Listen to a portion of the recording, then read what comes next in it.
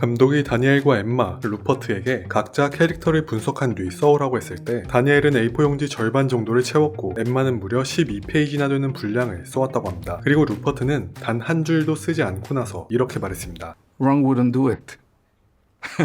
So I didn't do it. 해리포터 역을 연기한 다니엘은 시리즈 도중 자신의 친구들 론이나 헤르미온느가 죽는 게 아닐까 하는 생각에 불안에 떨었다고 합니다. 이에 J.K. 롤링 작가는 처음부터 아무도 죽지 않게 결정했다고 했으나 시리즈 중간쯤 왔을 때는 누군가는 죽어야 되지 않을까 라는 생각을 한 적이 있다고 합니다. 그리고 그때 죽을 뻔한 대상은 론 위즐리였습니다.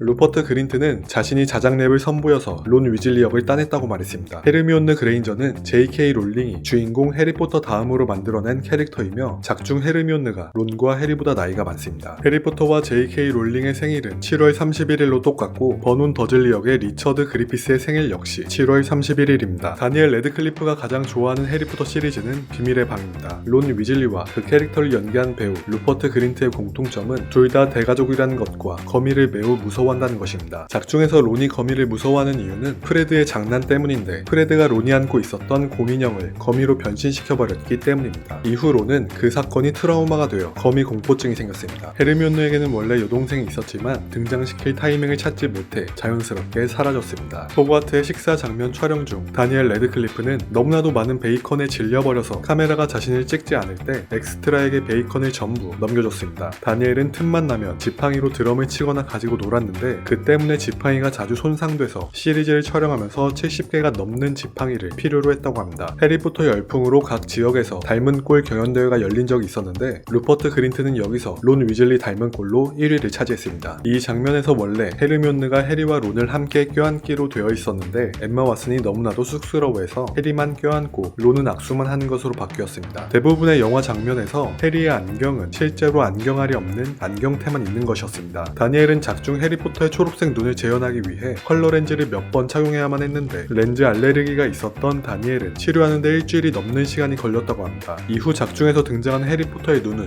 초록색이 아닌 다니엘의 원래 눈동자 색인 파란색이 되었습니다. 루퍼트 그린트는 촬영 중간 휴식 시간 때 정말 못생긴 스네이프 교수를 그리고 있었는데 바로 뒤에 그가 서 있다는 것을 깨달았을 때 엄청나게 놀랐다고 합니다. 다행히도 알란 릭맨이 그 그림을 너무나도 마음에 들어해 간직하겠다며 받아갔습니다. 엠마 왓슨은 해리포터 시리즈를 촬영하면서 가장 좋아했던 소품으로 타임 터널을 선택했고 루퍼트 그린트는 딜루미네이터를 골랐습니다. 그리고 다니엘 레드클리프는 해리의 안경을 자신의 최애 소품으로 골랐습니다. 마법사의 돌을 촬영하는 동안 다니엘은 해그리드 역 로비 콜트레인의 핸드폰 언어를 터키어로 바꿔놓는 장난을 쳤었는데 해그리드는 이걸 되돌리기 위해 터키계 지인에게 전화까지 해야 했다고 합니다. 불의 잔에서 크리스마스 무도회 장면을 촬영하기 위해 등장하는 대부분의 배우들은 댄스 수업을 3주 동안 받아야만 했는데 유일하게 다니엘은 단 4일 만에 끝냈다고 합니다. 무도회 장면을 촬영할 때 루퍼트 그린트는 유독 긴장했었는데 쌍둥이 형제가 촬영 내내 옆에서 계속 놀렸기 때문입니다. Do you know your steps?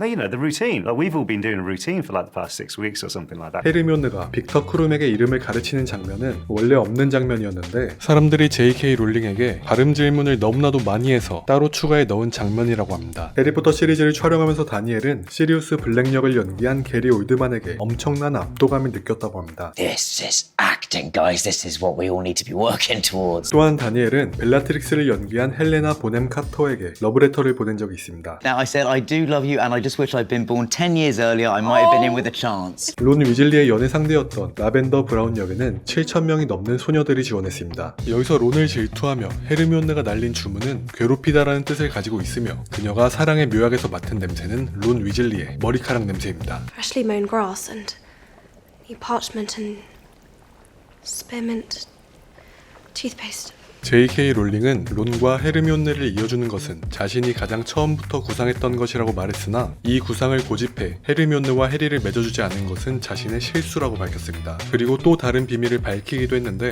사실 론 위즐리도 헤르미온느의 결혼 상대가 아니었다고 합니다. 헤르미온느의 첫 번째 남편 후보는 바로 프레드 위즐리였습니다. 루퍼트 그린트는 엠마 왓슨과 키스신을 촬영할 때 여동생과 키스하는 듯한 죄책감을 느껴서 정말 하기 싫었다고 밝혔습니다. 호크룩스 버전의 키스신을 위해 다니엘 레드클리프와 엠마 왓슨이 키스하는 장면을 촬영할 때 루퍼트 그린트는 옆에서 계속 웃다가 세트장 밖으로 쫓겨났습니다. J.K. 롤링은 해리가 어머니의 죽음에 가장 큰 영향을 받았다고 말했습니다. Harry, be safe.